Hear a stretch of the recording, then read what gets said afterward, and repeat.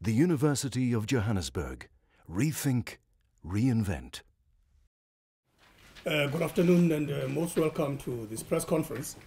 As he indicated briefly, that this press conference is actually convened by the Vice-Chancellors of Gauteng Universities. We are going to be making our presentation to all of you, but I want to introduce our team to you. On my right-hand side here, we have Professor Cheryl Dilaray. She is the Principal and Vice-Chancellor of the University of Pretoria. In my case, Professor Mandla Makanya, representing the University of South Africa, UNISA. On my left-hand side, we have Professor Aaron Rensberg, who is the Principal and Vice-Chancellor of the University of Johannesburg. Then we have Professor Adam Habib, the Principal and Vice-Chancellor of the University of Witwatersrand. And then our colleague right at the end, representing the Vice-Chancellor of Tshwane University of Technology, who is the DVC there. So you are most welcome. And at this point, I'll be requesting Professor Aaron Rensberg to present our statement to you. Good afternoon, colleagues and friends in the media. So I'll work my way through our statement, and thereafter our chairman will take questions.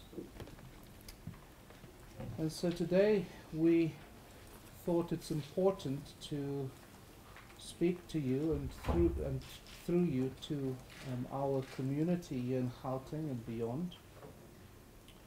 And so today we appeal to students, professional, support staff, alumni and parents to do everything within their power to ensure a smooth start to the academic year. We make this call because of the importance of university education as the foremost route to empowerment for individuals, families, communities and our nation. Our job as universities is the empowerment of the next generation of leaders for the South African economy, society and public service through academic study that leads to concrete, sought-after qualifications. As the universities in South Africa's economic heartland, we are keenly aware of our responsibility to ensure that learning, teaching and research can continue uninterrupted through the 2016 academic year. And today we appeal to all associated with the universities to make their contributions to achieving that same goal. As the Gauteng-based Vice-Chancellors, we underline our unequivocal support for the quest for success to affordable and quality higher education for all as enshrined in our Constitution. We're also uncompromising in our determination to defend the right of all students to affordable, quality education regardless of their economic or social standing. This is necessary for realizing a democratic, non-racial, non-sexist and economically and socially inclusive and caring society. The absolute condition for universities to be able to play their role in the transformation of society and the empowerment of individuals is for learning, teaching and research to take place unhindered. Damage to university property could never be a solution, but would only contribute to disempowering those most dependent on university facilities such as libraries, laboratories and administration. And while we're determined that teaching and learning should start and proceed as planned, we remain completely committed to the dialogue with our students and workers, as well as outsourced workers, that started last year, as together we search for long-term solutions to the challenges facing university education. And in this regard, the appointment of the Presidential Commission of Inquiry announced last week gives all of us, academic, support, professional staff, students, alumni, administrators, and parents, and of course the wider South African community, the framework we believe within which we can seek concrete solutions which are both workable in practice and acceptable to all. Government, under the leadership of President Jacob Zuma and Minister Bladen Zimande, supported by the Vice-Chancellors, has made huge strides in addressing the issues and challenges facing universities as these emerged at the end of 2015. And following the report and recommendations of the Presidential Task Team on the funding for higher education, a total amount of almost 17 billion in our instance, and we will speak more specifically to these, close to 7 billion has been committed by government to support universities in managing the 0% fee increase in 2016 and in addressing the National Student Financial Aid Scheme shortfalls and outstanding student debt. In an environment of fiscal restraint, we believe that this is an exceptional achievement. Universities, in turn, have also put in place their own institutional mechanisms to mobilize additional funds and to enhance support to financially needy students and their parents in order to create better access to higher education. We realize that many challenges remain, particularly for the so-called missing middle group of students who are unable to access the National Student Financial Aid Scheme funding and who find it difficult to pay their own way. And we're doing everything within our power to support this group in the short term, while we are working with government to improve the support in the medium and in the long term. The current university funding model is based on fees. We emphasize that there are many other ways of funding university education, and it is possible that the Presidential Commission may recommend a new model in the long term. As Gauteng-based Vice-Chancellors, we are deeply concerned with the current and recent disruptions and violent protests linked to the student registration processes at some of our institutions. In most cases, these sporadic but sometimes violent events has been led by small groups of students. In some instances, they have been supported by the employees of service providers contracted by our universities.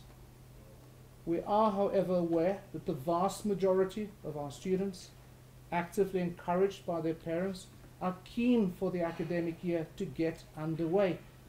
And all that we are asking for is for these students to be allowed to get on with it, while assuring all that the issues of concern will continue to be at the top of our shared agenda.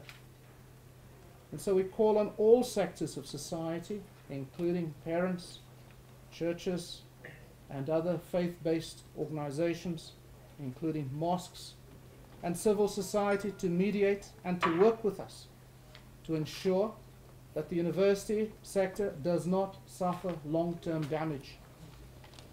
Our university sector is one of the best on our continent, and which we as a country cannot afford to destroy. Our students certainly cannot afford to lose a year because a minority is determined to disrupt teaching and learning. We emphasize that all members of our university communities have the right to protest.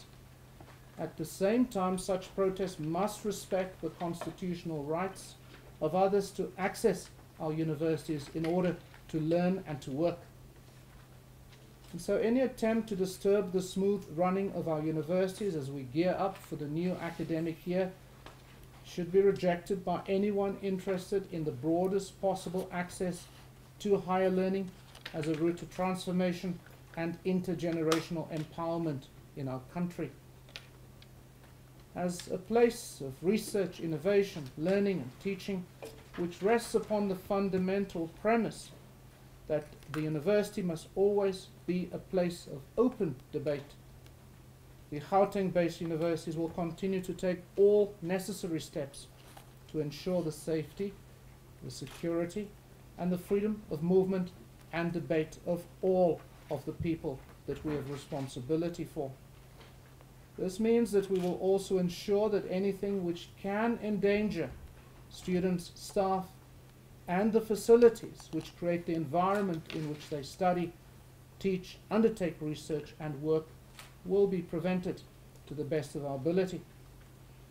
And so we urgently appeal to all students and other role players to respect the rights of others to access our universities, for them to act responsibly through constructive engagement, and to desist from any form of violent or disruptive protest action which places our community and facilities at risk and jeopardizes the entire higher education system in its tasks of empowering the next generation, our nation and our country.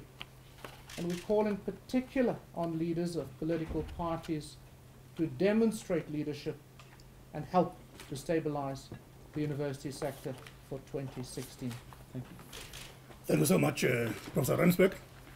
Ladies and gentlemen, this is a statement that we were committed to share with you, as well as our communities.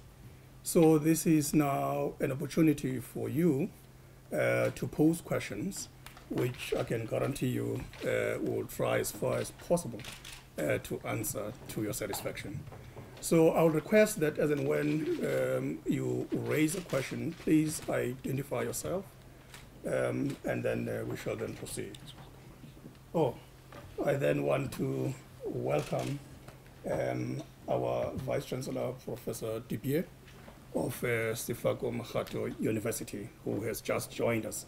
So, but anyway, while he's trying to find his seat, I will request that we proceed with the questions. But as I indicated, if you can just identify yourself and the media that you represent, and then we shall proceed along those lines. We are ready. Thank you. Yes, ma'am. Yes. In the statement, it reads that there are many other ways of funding higher education. I was wondering if maybe the panel can possibly speak to maybe what some of these can be, considering what is happening now. And also, it also speaks about that the universities will do everything in their power to prevent whatever will endanger students and staff. And I mean, some of the institutions, UNISA and GATES, have obtained court interdicts and UP. Are you going to stick to these, or are you looking at other ways? Thank you, Bongegile. Let me request Professor Adamabi to respond to that. Thank you, Bongi. There's many models of higher education in the world. Obviously, one of the most empowering and successful is that in large parts of Western Europe and parts of Asia, where higher education is completely free, but that it's paid for through a subsidy system that is funded through the tax. So if you go to Germany, if your fees are, at least in public universities, completely free. If you go to many of the Scandinavian countries, that's a model. It does require a fairly wealthy society to be able to do that. And it does come with an understanding of trade-offs, that actually you'll end up paying much higher than the taxes to enable that. And there are individuals in our society that have introduced this. There is a second model, particularly in places like Australia and the UK, where effectively it is based on fees, but the fees are funded by government through a funding mechanism, and that you pay back through the tax system once you start earning an income. And that's a second alternative model.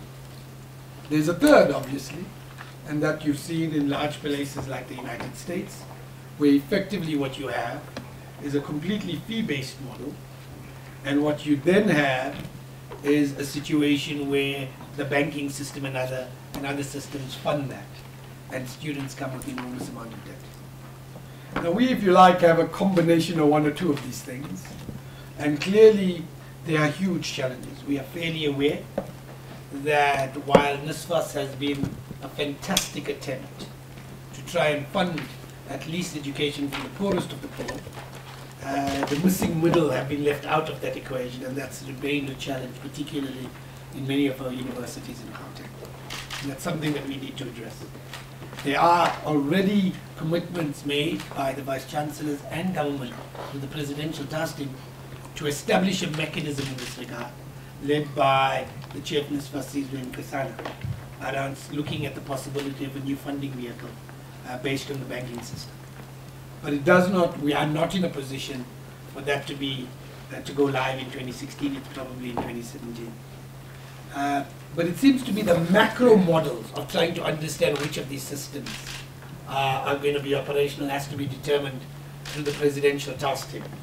And that's something we have to be participating in. There's a 3-person task team that has been established. It seems to me that we need the academics and others to be party, students, alumni, parents, all of them involved and engaged in that debate, so that we can look at what is the most appropriate model for South Africa at this historical juncture. For now, however, as the statement makes clear, our system is based on fees. And if suddenly we were to go to no fees, the entire system will be closed. Universities will close within months. And we will reinforce the very inequalities of our society. And that's something that we must be very, very clear about. We do not want to destroy the one higher education system in this continent that is actually working, that allows us to produce postgraduate students, does the research and innovation. And we have to be mindful that if we are engaged in activism, it has to be a thoughtful activism that doesn't destroy the very institutions we are engaged in. And that's something that we must be very mindful of. Whichever model we look at, we must take into account the cost structures of university. As the task team chaired by the Deputy President before he became Deputy President, Cyril Ramaphosa, found we are underfunding our university system in the subsidy by something like 50–60%. That can no longer continue. And we clearly, whichever models we look at, we have to be mindful that what we don't want to do is destroy the quality of the higher education system. And so as we do access and increase access and fund access, what we must make sure is that as we fund that access, we need to look at ensuring that we've done and retain the quality. The quality at an undergraduate level, but also the quality that ensures we can produce journals, that we have journals in our libraries, that we have research equipment, that we do the kinds of research and innovation that is required by all of our universities and that is required in this country. Remember this, and I'll stop here at this point. If we are serious about addressing economic development, if we are serious about inclusive development, the universities are fundamental to the achievement of that goal. You destroy your universities, you destroy the possibility of an inclusive developmental democracy in this country. And that's the message that I think we collectively are putting forward. Thank you, Prof. Habib. I would like to take at least 3 questions, and we'll try as far as possible, to be a little short when we respond. Can we then go ahead? Or the second part on security. Okay, I know that Bongile was worried about that. There was an intention of not responding to that. And obviously, you mentioned our universities. On my right-hand side, we have Professor Dulare, who obviously would love to speak to that. Professor Makanya, thank you. I want to emphasize what universities are really about. Universities are places of learning in the first instance, but we're also places where we educate and develop the next generation of thought leaders for the country. So by our very nature, universities are places for engagement. Don't feel intimidated. Are places for engagement, and engagement of a particular type, intellectual engagement. But whatever the type of engagement that takes place, it must be peaceful. And the minute it ceases to be peaceful, as Vice-Chancellors, we have a responsibility to our students, to our staff, and the broader public. So the issue of interdicts It's an issue or a mechanism that we use when the peaceful nature of engagement is threatened in order to protect the safety of the vast majority of our students and staff. So interdicts are mere measures in order for us to continue what we're fundamentally about, which is peaceful engagement at every level. That's why we exist, and that's our fundamental mission in society, which is intellectual engagement and dialogue, and by our very nature we places for diversity of intellectual engagement, different opinions and debate and engagement, and that's what we stand for as institutions. We cannot have a situation where that basic foundation principle of a university is threatened when people are physically impeded in one way or another from entering university or are blocked from expressing themselves. And what we're really concerned about for the 2016 year is that we are now in a situation where the access of thousands of young, talented South Africans is being blocked into our universities when registration is impeded at our institutions. Thank you. You want to add something? Yeah, I just want to add one thing. Pungi, what do our interdicts say? I know there's a lot of unhappiness about these interdicts. What do our interdicts say? It says you can't be violent, you can't burn things, you can't disrupt our operations, you can't disrupt... Which normal human being is against those things? All we're saying is you can't do these things. Is anybody saying that they want to do these things? And should they be allowed to do that to public institutions? All we're saying is no burning, no violence, no threats, no disruption of our operations, allow for people to register. Those are rational requests in any society, in any institution. What is the opposition to this? So I do think we must make that point, that we've not asked for anything that is reasonable in any institution. It is simply to allow the operations of the university to proceed unhindered. So it's as simple as that. But anyway, let's proceed. I would like to take further questions. Let's take you over this, and then you will follow, and you'll be the third. Okay, please. I'm a graduate student here. Just regarding the interdicts, quickly, will the protest be allowed to continue now that you've mentioned what you just said, Professor? Will the protest be allowed to continue in universities? Will the students be allowed to continue protesting? And just quickly, what has the Business Fall movement impacted education-wise, quality of education, and just the no subsidy, no fee increase? Or what impact has it played to the universities? Thank you so much. Shall we take the second question over there? Right. I'll ask this in general, but is there any way to quantify how much your institution is now spending on private security, and whether or not this money is money that would have otherwise perhaps been used to try and plug some of these gaps, particularly in the missing middle? And just to add on that, I mean, there's a lot of concern about your institutions now becoming almost security states, foreign access. How exactly are you going to handle this? Thank you so much. Shall we then take the third question? I still be from City Questions Better. I have two questions. The first one regarding, you mentioned violent protests this past week, so can you guys perhaps just elaborate on if there's been any destruction of property and anyone injured on your campuses? And then the second one is with regards to the missing middle. The government and subcommittee have said that when they engaged the VCs last year, there was a commitment that there would not be an upfront fee or registration for students. And I know Wits has dealt with it with their March payment plan. So just from the other VCs, what is your guys' stance on that? Will students be able to register if they don't fall within NASFIS, but they do fall part of the missing middle? And then with regards to historical debt, if they can't register because of that, what mechanisms do you have in place? Thank you so much. I'll then give the opportunity to Professor Rensberg first to address the question of the cost implications of the private security at our universities, and then we'll proceed along those lines just to get the views from other vice-chancellors. I think it's a very important question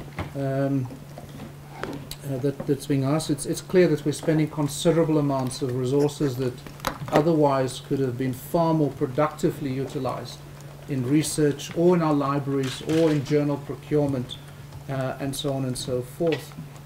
I was reminded this morning that In the event that a library at a 100-year-old university in Gauteng is burnt down, then the costs are simply beyond our ability to calculate. And putting back together such a library is an almost impossible task. So I think that it's important for us to make the point that we are spending resources that we are spending not willingly at all on security and protection of property and person at our universities. I think the evidence at the end of last year, as well as at the beginning of this year, demonstrates that small groups amongst the protesters remain determined to shut down institutions through non-peaceful but through violent measures. We've seen it this morning at UNISA. We've seen it this morning at University of Pretoria. In the instance of the University of Johannesburg, for example, at the end of last year, one of the buses was burnt with 42 students on board. The bus was petrol bombed from the front of the bus, so that the 42 or so students had to smash their way out of the bus. We've seen extensive damage in the instance of TUT, where an examination hall was gutted completely to the ground. We've seen similarly extensive damage to our peer institutions in the Western Cape, in particular Cape Provincial University of Technology, and of course the University of Western Cape. So we are spending resources in order to protect life of our students and our staff, and in order to protect the facilities and the heritage that has been built up in our institutions over decades. Not over 5 or 10 or 21 years, but over several decades. And so the reason for our call today, our call for our public to respond and to work with us to secure this academic year, for it to be free of any disruption and violence, is precisely to help us get out of this situation that we find ourselves in, where some of us are spending as much as 1.5–2 million rands a month on additional security. It's not sustainable. It's simply not possible, and hence our appeal today to political parties, to civil society organizations, to our parents, to intermediaries, to eminent South Africans here in Gauteng, in particular for us, to be able to step forward and to assist us in obviating the situation that we are faced with.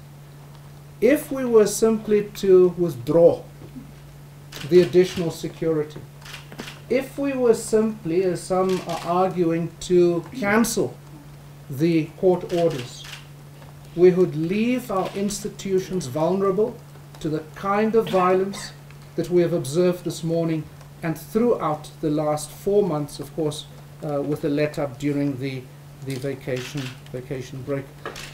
So our approach to this is, if we can stop tomorrow this expensive cost of additional security operations at our universities, then we will do it. But that is subject to these protests becoming peaceful, and these protests not resulting in the disruption of the normal activities of our universities. Thank you, Professor Hansberg. I'm just looking around. Professor Hilary? There was a question about the impact of the zero fee increase or no fee increase for 2016. I do wish to confirm that government has honoured the commitment to assist the universities by funding the gap we would have experienced as a result of the zero fee increase. We have been informed, it's a formal commitment by government, that they will assist the universities by giving additional allocations for the 2016 academic year. By doing so, there's now the time available for the Presidential Commission and other work to be done to look at the future funding dispensation for our institutions. Okay, so the commitment as things currently stand from the side of government is to spend 50% out of the allocations per university by the end of January and the remaining 50% by April this year. So it has come in handy, and we are actually very grateful to the state for that. Pasadi. So there was a question there around peaceful protest. I mean, peaceful protest is entirely allowed. Can you just please wait for the mics? Oh. Thank you. So this is the team. Yes.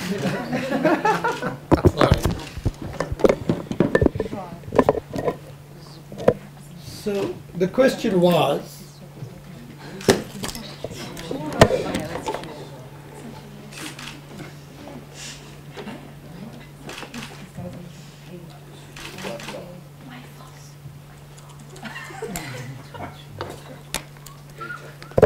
now keep your phone close, okay? The mic is off. Which one is it? This one? Yeah, it's fine. Say right. Okay, can you go, Prof? Okay. So there was a question around peaceful protest, and peaceful protest will be allowed. Each one of our universities, we are public institutions, and we abide by the Constitution, and the Constitution is quite clear. Peaceful protest is allowed in our society, and it's a legitimate means of expressing one's dissent. However, that Constitution is also very clear that when you're undertaking that protest, you have to do so within certain parameters. You cannot threaten people's lives. You cannot burn places down. You cannot violate the rights of others. Rights come with responsibilities, colleagues. And so it seems to me absolutely that we will allow protests, but that protest must be must be undertaken within the parameters of what is allowed, and now within the rules that have been established by the various legislation and the various policies of our institutions. By the way, every student ties and commits to that when they come to our university. They commit to it when they start. And so, in principle, we have no problem with the Constitution, with the protest. It's legitimate, but it must be done within particular parameters. And I want to say that starting off in the last week, the parameters of peaceful protest were breached. And it is precisely because they were breached that we were forced to bring in the kinds of security mechanisms that needed to be established in this regard. Somebody raised the issue of the militarized state, I think it was.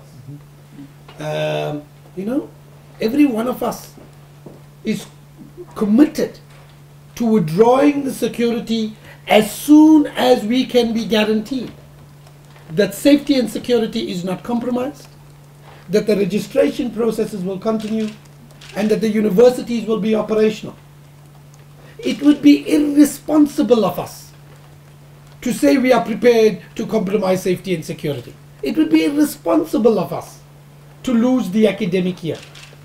Hundreds of thousands of students' lives will be decimated if we were to allow that to happen. And so peaceful protest is allowed, provided registration happens, provided safety and security is not compromised, provided the operations of our universities are continued. And as soon as we can, we will withdraw that. As Professor Rensburg said, it is unsustainable. And so we want to make sure that we get people to start working towards it. We'd love the protesters to recognize that if they give a commitment to this go ahead, we can begin the processes of engagement to ensure that we can find long-term solutions to the challenges that we have. And that's something that we would be committed to do. I want to also stress something in our statement. And really, I think we all collectively call on political leaders, the leaders of political parties, to behave and to engage and show leadership to stabilize the higher education system. Every one of them is committed. They've publicly committed to economic development. They've publicly committed to inclusive development. Well, that's not going to happen if the higher education system is not stabilized. And so all of the leadership of all of the political parties have a specific responsibility to play a direct role in stabilizing our system. And we collectively are calling on them to play that role of leadership in our society. Thank you, Professor Abib. Let me request Professor Stanley Mukola who, as I indicated, Deputy Vice-Chancellor Academic, but representing the Vice-Chancellor of Tshwane University of Technology. Thank you very much, Chair. Colleagues, I think we know for sure that now education without the support of the society will not go anywhere. We are really concerned as Don't move, we'll move. we are highly concerned to once back actually indicated that now at TUT we had a serious damage to our property there. You recall 2 years ago we actually lost 18 new cars worth millions of rands. And this year we had to postpone examinations for Shangos because the damage was extensive. If you check our Genko Hall, our offices, our cafeteria, we have to actually get food feeding. All this was destroyed completely. And we feel that now the same property needs to be repaired and we have to use money which we get in a difficult way. So really calling upon all the students to really respect our property because the same property that now we use to really educate them. We feel, and actually we have observed in Soshanguve in particular that now people who are causing these problems, some of them are not even our students. There are people who failed some years back. Now they come back to destabilize our institutions. And we're really calling upon the level-headed students to really identify these people and isolate them. So far we are successful this year to really identify those, say to them, you are not going to enter our campus. Those who have been to Soshanguve, of course, will see that now. To enter Soshanguve now is quite a task. We made it clear that now we are only going to allow those who are students of TUT to come to TUT. And we're really calling upon the parents, the community, the politicians to assist us in achieving this objective of actually providing higher education to our people. That's all I can say for now. Thank you, Professor Mkola. Professor Chris Duvier, as I said, the Vice-Chancellor of Sefako Makgato University. Can come closer. We'll shift this way in order to allow you.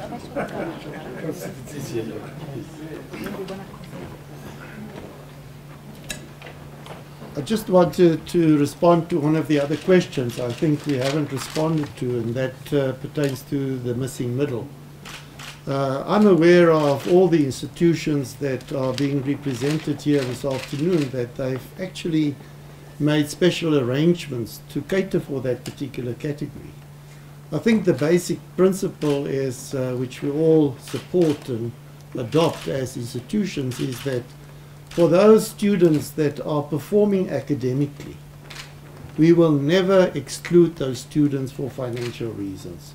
We will do everything that is within our power to assist those students through the various options that exist. So I think that's the bottom line for us. If you perform academically, we would like to welcome you, we would like to embrace you, and those are the students that we would really support, despite the fact that they can't actually pay what is due to the university. There are other arrangements to be made to be of assistance. No, thank you. Point of clarification. Yes. Prof, when you say, I just don't really understand the term performing academically. Well, what is to perform academically? Is it 80%? Is it 60? Is it 50? I mean, pass mark, I don't know if it's 50 still, but it used to be 50.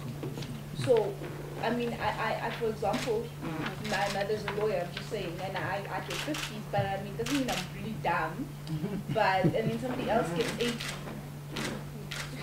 Yeah, no, I think what is meant by that in general terms is that you perform up to the level where you're allowed to progress through your academic program and complete the academic program within good time. Yes. One other thing I want to say around colleagues, there has been a request around the missing middle. There has been a request that we must wipe out all debt. And I wish we could do that, but we would be bankrupt within 2 or 3 months. We are not in a position to wipe out all of historic debt. Now, what has been agreed, and government has made monies available, to set aside the historic debt of NSFAS students.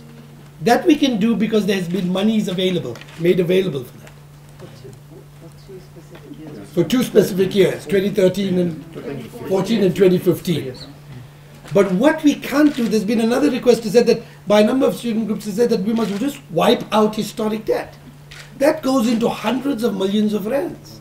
Within months, the university systems will go into a financial crisis and the entire system will implode. We're just not in a position to do that.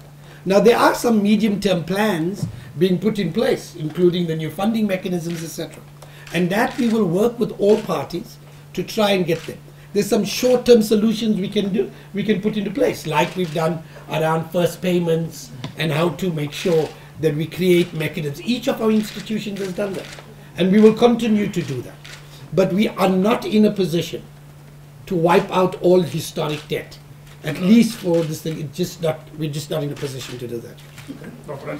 Just to again make the point that our call today is very specific, and it is for our communities and our leaders to step up and to work with us to stabilize our institutions so that the academic program can commence when it is expected to commence.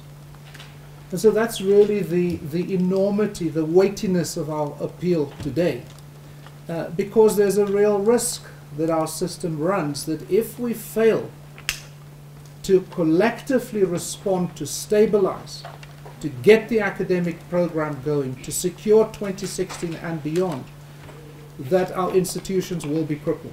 I think there is a grave risk, and we are appealing because we can't do it on our own. I want to specifically say that in the instance of the University of Johannesburg, our approach in respect of those who don't qualify for state aid through NSFAS and those who don't qualify for university bursaries, which is extensive, that in those instances, like with peer institutions, we have an online system when you register.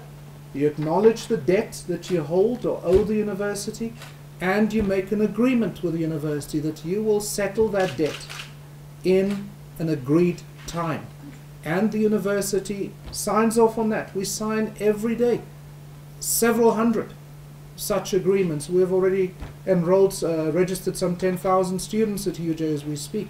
And a significant number, 2,000 of them, have already entered into these kinds of agreements. And we know that as this accelerates over the next week or so, as we head to the end of December, sorry, what am I talking about? To the end of, you can see I'm in the time warp, to the end of January, as we head towards the end of January, this will accelerate. I think it's also important just to note, Chair, that, Prof, that our academic programs start at different times. We are now either in the exam mode on some campuses, such as Shoshanguve, or we are now in the registration mode. The academic program, for example, at this university, begins on the 7th of February, and it varies by institution. And so we're in that critical phase of registration, getting registration done and getting ourselves set for the new academic year. So the academic program has only started in limited instances, but in general, we only will start late January or sometime in February, but it is critical for us to get registration done. Thank you. Thank you, Prof. Ransford. I wanted to say, colleagues, that we are running out of time. So I'll try to ask that we try to at least get to the last round of questions, and we'll try to at least move fairly quickly in providing the answers. There's a point that I want to add, which I would not like us to lose sight of. That, by the way, universities also make a contribution in supporting students. That's a matter that we've not actually communicated. And that's a significant contribution in ensuring that students who qualify to study at our universities also get some assistance in terms of funding. Here we're talking about significant amounts of money that we set aside, and they are voted for by our own councils. So that's an important information to share as well, because I know in our case, on an annual basis over the last 3 years, we've been setting aside almost 100 million annually, just for that purpose. So shall we take further questions? I'll give you the first chance, then you'll be the second, and you'll be third. And if we are all happy with that, I will propose that that be the last round of questions. Okay? I'm Emily from Eyewitness News. All the way through your statement, you've made impassioned calls to student leaders, to role players, particularly to political leaders, to work with you, engage in dialogue, and find as many solutions as possible. What do you make of the apparent divide between student leaders last week, where some stayed in meetings with Minister Bladens and Monday, while others walked out saying that the engagement was fruitless. Have you yourself experienced the same divide from some SRC leaders wanting to engage, others maybe not part of the SRC leaders breaking off from that and saying, you know, we would like something else? What is your experience of that? Thank you. Let me take the second question. Good afternoon, Kenneth coming in from AN7. This is particularly for Mr. Directing the UP academic curriculum. It's supposed to start next week. That was the initial plan. So will you be extending registration? Because I've been in touch with a few students who've been frustrated by that issue. Thank you so much. And the Just last one question. confirmation on the same issue, Prof. Rington, you Yeah. sort of touched on it now. So Right. are you saying that all students that may have historical debt from last year are able to register this year if their academic record allows them to, without an upfront payment? Because government is saying that that was the agreement that they had made with the VCs, that everyone will be able to, on a payment plan or whatever the case may be, but everyone can register this year. And can we just get confirmation from everyone else that anyone who is academically deserving in terms of being going to next year can register this year even if they don't have the funds? Okay. Thank you so much. Maybe we can start with you, Prof. Tilani. Yes, I don't need to You wait. want to move here? No. That's the easiest. All right. The academic year has not started yet. By that I mean lectures, and that we can consider the formal start of the academic year. What has been postponed, and we've sent out communication to all our new first year students, is the orientation program. We usually run a very extensive 2 to 3 week orientation program. We've postponed it by 1 week to allow us to settle the current issues, and then we'll start the orientation program. Our online registration is on track, and that continues as it would in any circumstance. There are opportunities for students to come in, to hand in forms. Those opportunities will be created, and we are communicating with all the students via SMS individually. Thank you very much. Prof. Habib? So perhaps I should take the question around the student leaders. It's absolutely true that since November of last year, and particularly in this year, the student leadership has not been completely united. That there are different groups within the student leadership. And we saw that manifested both at the meeting with the minister earlier in this week, but also reflected in other cases. It does make negotiations difficult. We have found that at various moments we come to a set of agreements with one person, with one group, and that doesn't necessarily continue. Our approach, I think, has been that there are statutory bodies that are established to lead the students. They are official SRCs. They are elected by the student body, and that is our primary port of call in our negotiations and our engagements.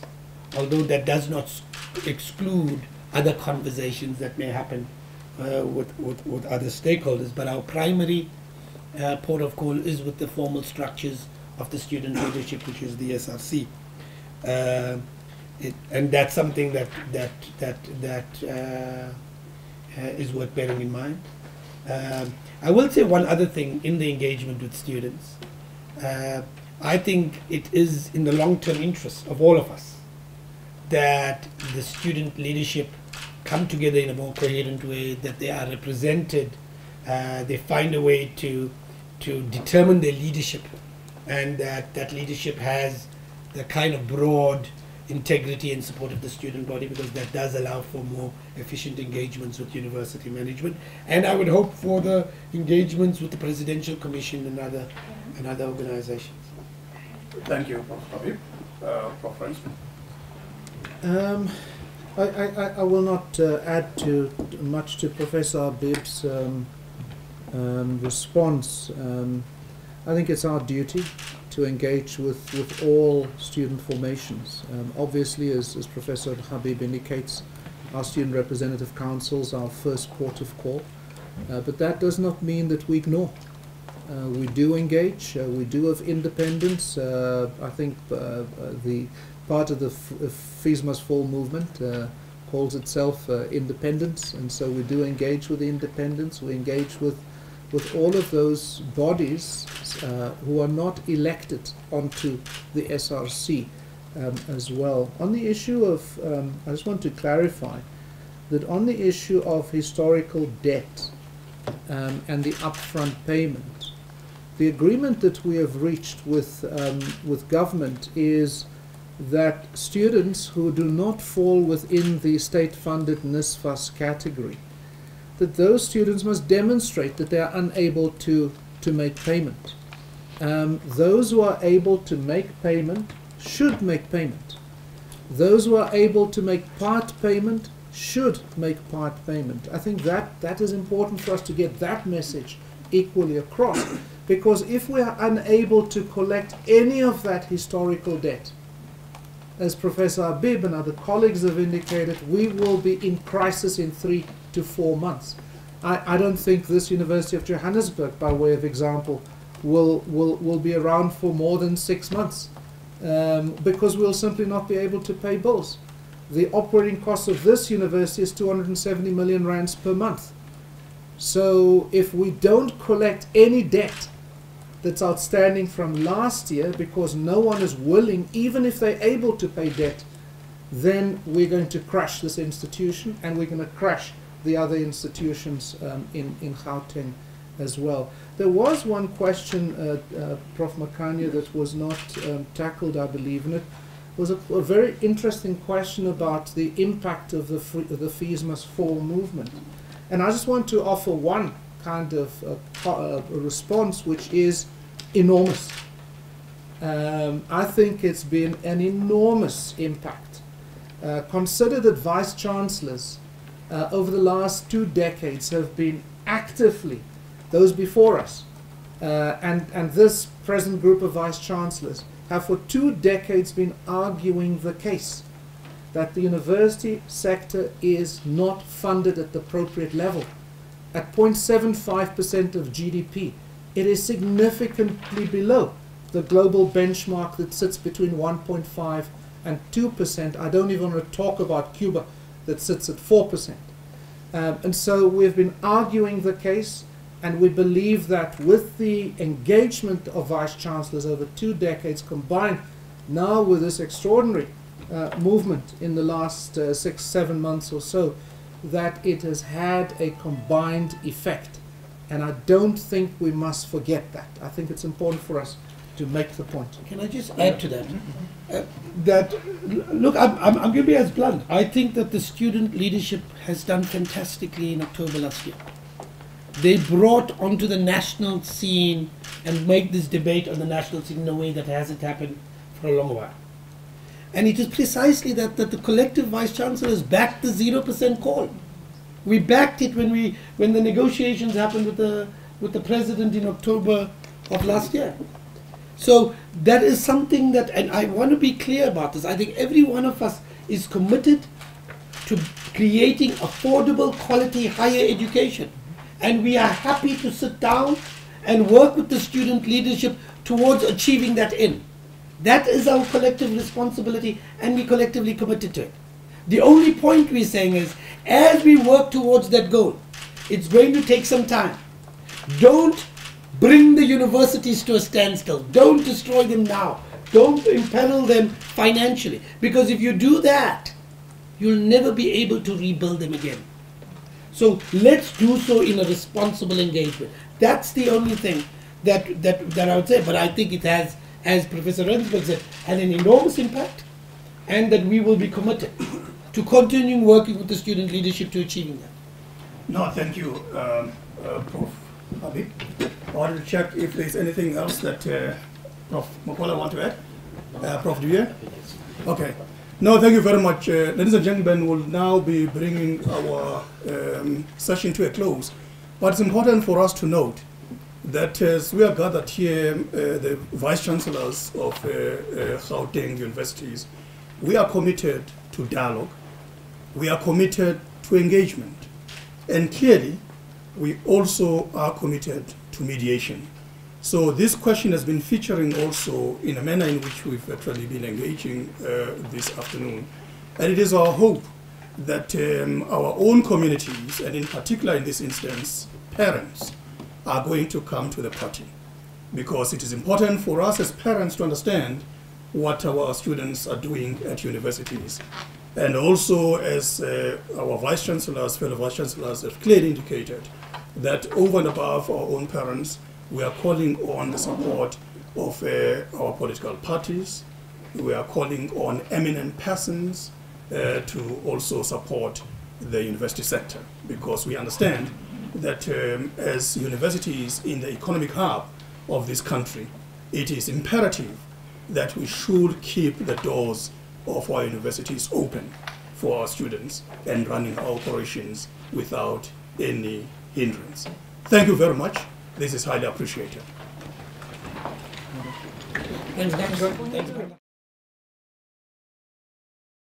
The University of Johannesburg. Rethink, reinvent.